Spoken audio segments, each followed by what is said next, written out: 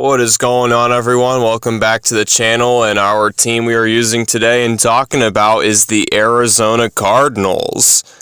And the draft actually just happened, and the Cardinals took Marvin Harrison Jr. and Darius Robinson with their first-round picks because they had two of them due to the Texans trade they made last year during the draft. And those are two really good picks for him, I think, because Marvin Harrison Jr. helps fill up the offense, which they desperately need. They need receivers in the worst possible way, and he will help with that. And Darius Robinson will help them with their run defense, which was pretty bad last year, as looking on Madden, you can see that. But yeah, overall, not a bad draft by the Cardinals. They didn't reach for anyone. They just took who they were expected to take with Marvin Harrison Jr., and then they took, with a late first-round pick, a person on the front seven that should help them out. So not a bad draft. And I think they will be better this year than they were last year. Last year, it was 4-13, and they were the fourth worst team in the NFL. Had the fourth pick, so yeah, fourth worst. And despite being one of the worst teams, they didn't play as bad as their records show. They were one of those teams where you saw them play and you saw the potential that they had. Kind of like the Lions back in 2021, for anyone who knows what I'm talking about. Like, they were not a good team, but they played and they fought to the very end, and it was really just more of a talent deficit more than anything. And, like, I feel the similar way about that to the Cardinals of the 2023 season, just because, like, they put up a lot of points on offense. I mean, not a lot, but for a rebuilding team, that's pretty good, considering what they had to work with.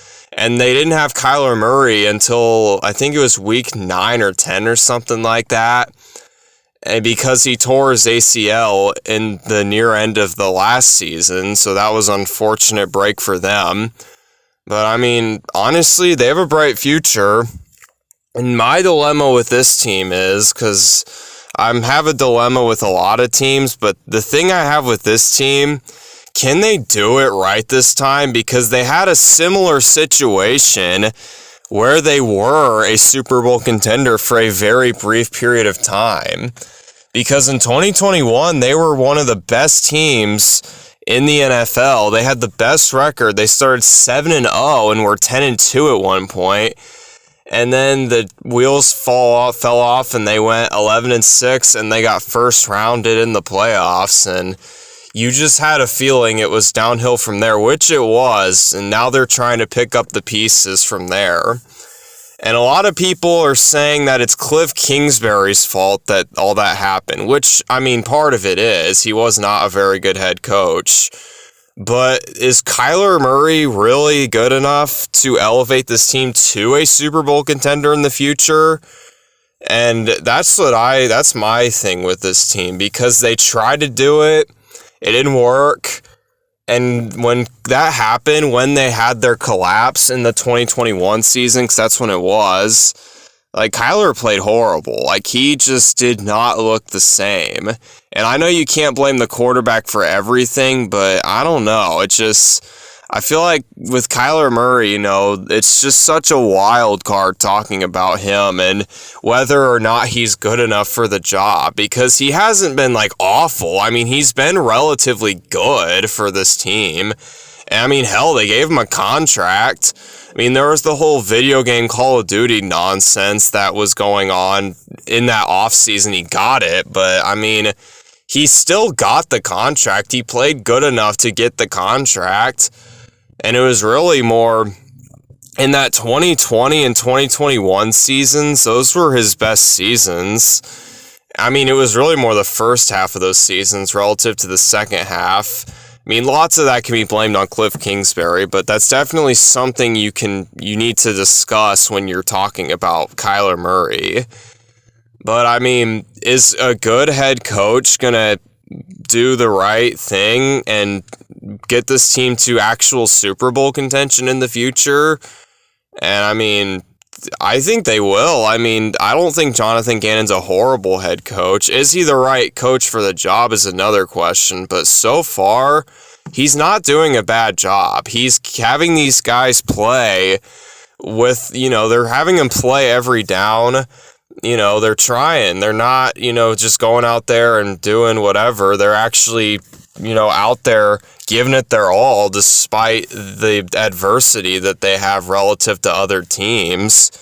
And I mean, I think he's doing a solid job so far. We'll see how he does this season, coaching and stuff. Because we said the same thing about Cliff Kingsbury, and I mean, that didn't work out very well.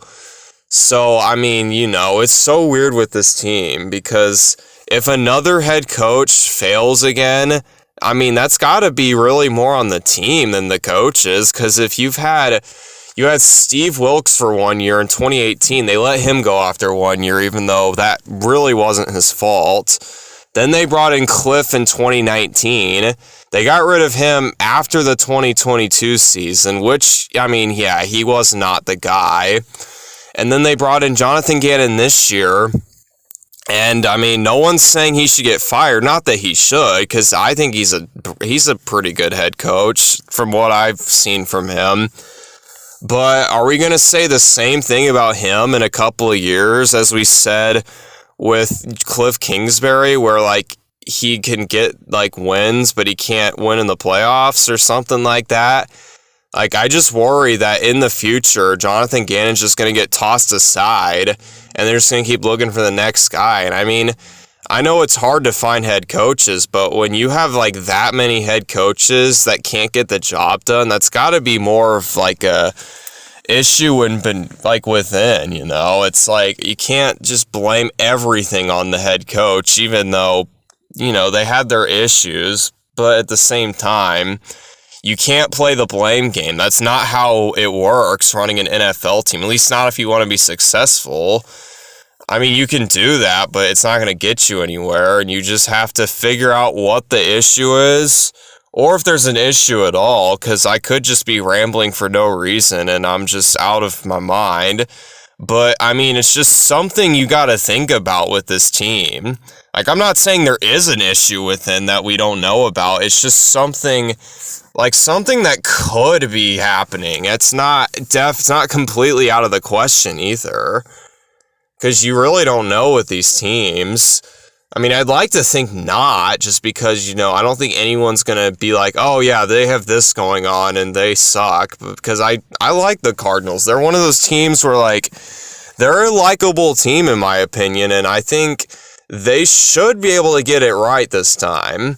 Because, I mean, they were a bad team, but they played, their hearts out every drive, every game, every snap. They were out there giving it their all. And I will commend Jonathan Gannon for convincing his guys to do that, because that's not an easy thing to do. I mean, if your team is not doing good and you're like 1-11 or something like that, it's really easy to just, like, give up and stuff. But he helped his team, try. I mean, you could say it's for nothing, but it's a sign of things to come. If you really think about it, because if they're playing like that now and they play like that when they actually are a good team, I mean, they could be like the Lions now. I mean, the Lions weren't a good team in 2021, but they got better. 2022, they barely missed the playoffs. 2023, they damn near almost made the Super Bowl. And I mean, you can just build your team from down and up, down from all the way down in the dumps to up to Super Bowl contention if you do it the right way. And it's just, will the Cardinals do it that way? I don't know. Well, I think they'll do it. Honestly, I'm going to be optimistic. I think they will.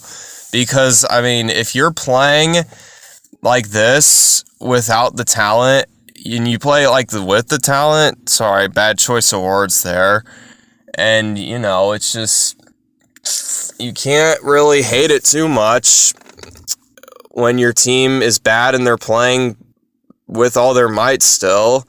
Can't hate it too much. Or I don't know how to word that, because I feel like I've said that over and over, but I mean, that's just kind of my point I'm trying to make. And is Kyler the guy? I don't know. I'd say give him another chance with a head coach that isn't, stupid and choke every second half of the season. And, I mean, he hasn't been horrible. I mean, he hasn't been, elite or anything this year, but he's been serviceable. I mean, I'd say he's a little above average, but he's been at the very least serviceable. If you want to hate on Kyler Murray, I mean, you can't say he's, bad or holding the team back. I mean, he did his Kyler Murray stuff. He has the talent to do certain things that lots of quarterbacks can't do. I mean, he has a very good advantage in speed. He's a lot faster than most quarterbacks. The only quarterback I can say that's definitely faster than him is Lamar and maybe Justin Fields. But I mean, a lot of quarterbacks can't do what he can do. And that's a good thing for him to have because it can help elevate the team in ways that some quarterbacks can't do it. I mean, Patrick Mahomes is great, but there are plays that Kyler Murray can make that Mahomes can't. So every quarterback has their particular skill sets that some quarterbacks don't have. And I think Kyler Murray's one of those guys, He's obviously not the best, probably not even top 10. Top 20, though, I mean, that's debatable. I'd say he's top 20. And, I mean, he still has some things he can do. If he's on, I mean, he can really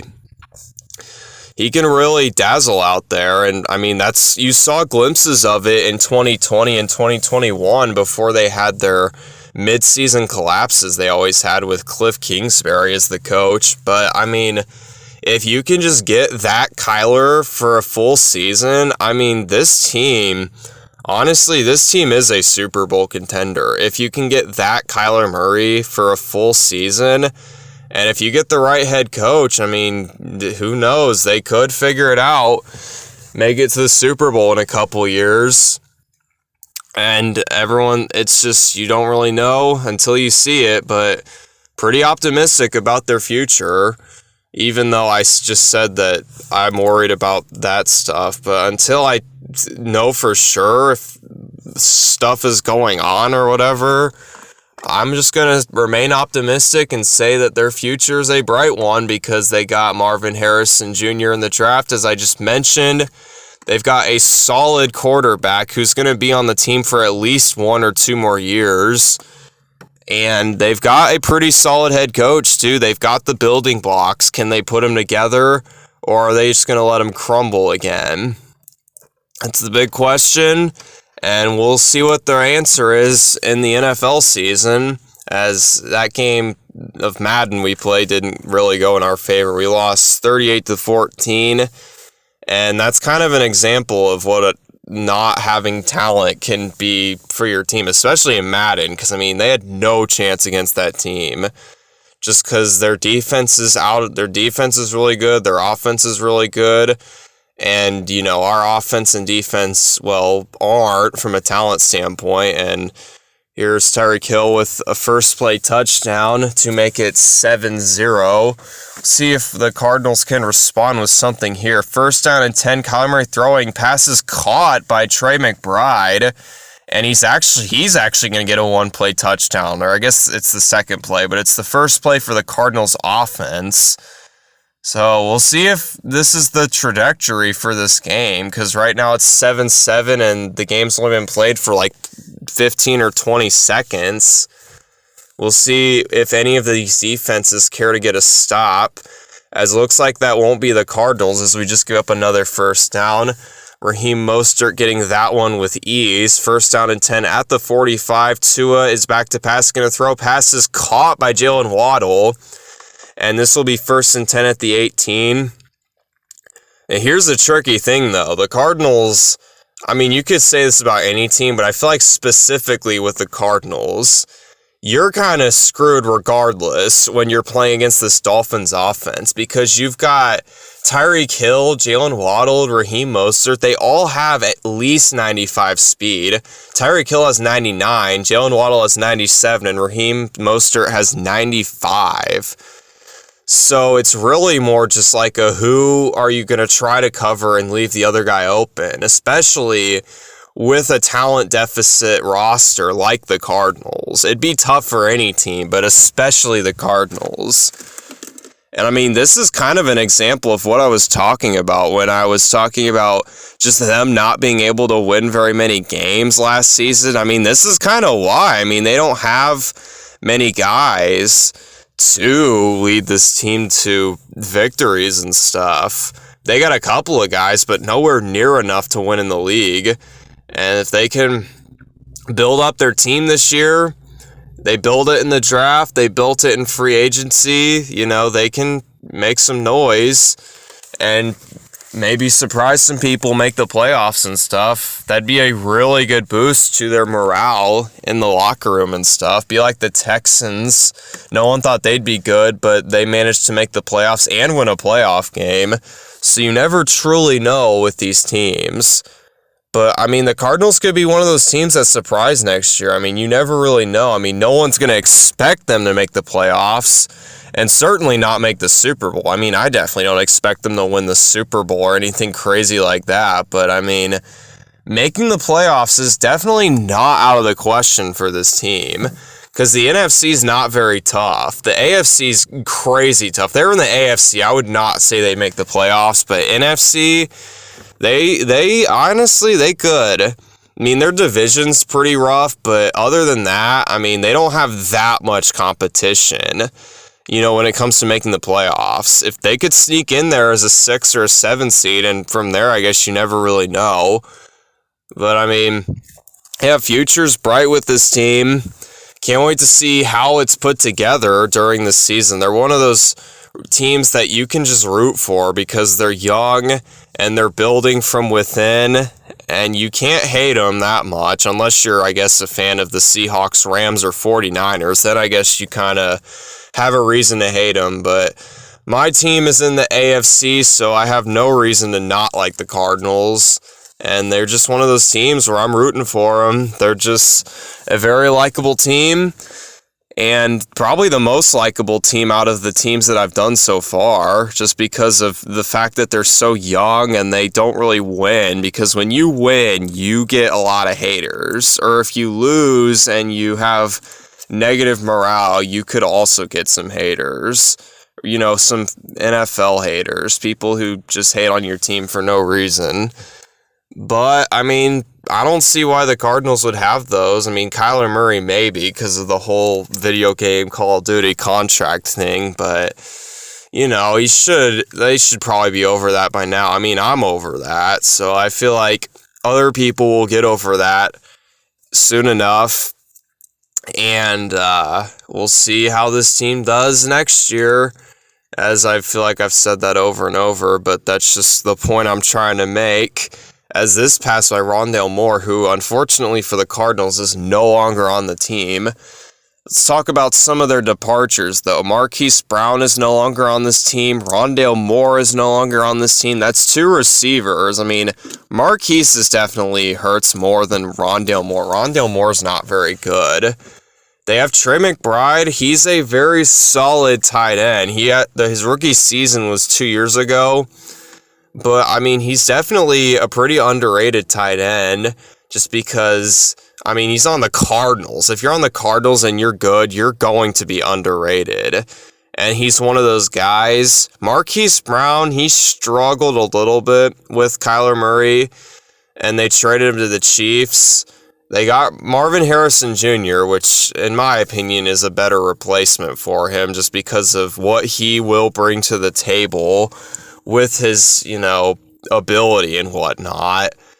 And, I mean, that's going to be a big boost for this offense. And their defense, that guy they brought in, I actually don't remember his name. Maybe it'll come back to me when I'm talking through this video. But he should help the team as well. And let's go from there. Build this team. Keep building it next year. And maybe the year after that, keep going, and maybe soon enough, you'll just be in the Super Bowl, cheering on your Cardinals or something like that. We'll have to see. obviously how everything plays out. But if everything goes right for this team, that could be a future for them. As 2nd down and 6, we'll come back to Madden. I've said about everything I can say about the Cardinals. Talked about their season, their outlook, and their draft and all that. So we'll hop into this game. We'll shift our focus to this game. As is 2nd and 23, it's actually tied now, 24-24, as the Cardinals in there.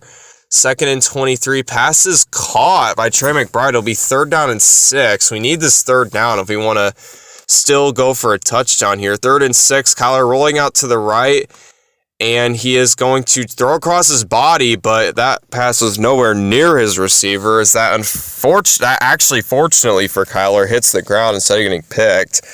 4th and 6, we will kick a field goal to be up 27-24. And I know I haven't been talking a lot about this game, but if you have noticed what has been going on in this game, there's been a lot of lead changes, but there has not been one instance where the team on offense has had the lead at the same time they've had the lead. Because, they've been either down or tied. And, the first team that can get a lead on offense is going to have a huge advantage in this game just because of the lack of defense occurring in this game. 31-27, and it's the 3rd quarter. See if Kyler Murray can keep, firing the missile. He's having a pretty good game. 378, 3 touchdowns up to this point. And, I'll give him some credit. I usually don't do very good with Kyler Murray, but, well, maybe not that throw, as that was an underthrow. And, honestly, up to that point, he was having one hell of a game. And that throw was probably my fault, too, because I was running back, trying to throw it really far, and that usually doesn't work with Kyler Murray. And, he's not doing bad. The last game he was awful, but this game he's doing really good. But unfortunately for the Cardinals, the Dolphins have the lead and the ball, which is the first drive where that has occurred.